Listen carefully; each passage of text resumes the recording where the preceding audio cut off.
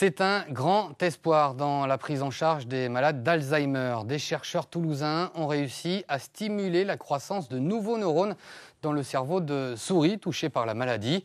Elles ont ainsi réussi à retrouver leur capacité de mémorisation. Explications et perspectives, surtout avec Marie Martin et Jean-Pierre Douns. Claire Rampon et Kevin Richtin peuvent se réjouir. Leur découverte fera date dans l'histoire des neurosciences.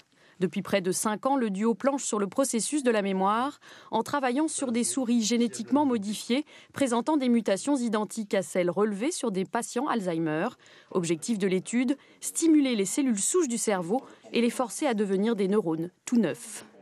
On a réussi à démontrer que ces souris peuvent, tout en étant malades, quand même produire des nouveaux neurones qui vont améliorer leur performance de mémoire. Donc, ce qu'on démontre, à mon avis, ici, c'est que le cerveau âgé et malade garde un réservoir de cellules souches qui peuvent devenir des neurones, moyennant qu'on trouve les outils pour aller les stimuler. Et en devenant des neurones, ces cellules recolonisent le cerveau et permettent au cerveau de fonctionner quasiment normalement, puisque nos souris n'ont plus de problème de mémoire après ça. L'originalité de cette découverte, le cerveau peut retrouver ses fonctions cognitives grâce à son propre potentiel endormi, sans injecter de cellules souches et avec peu de nouveaux neurones. Une avancée majeure et un espoir pour les malades d'Alzheimer. Alors au niveau des perspectives à court terme, on va dire, ça ouvre de nombreuses nouvelles hypothèses à poser pour essayer de comprendre finalement comment fonctionne cette neurogénèse adulte dans le cerveau.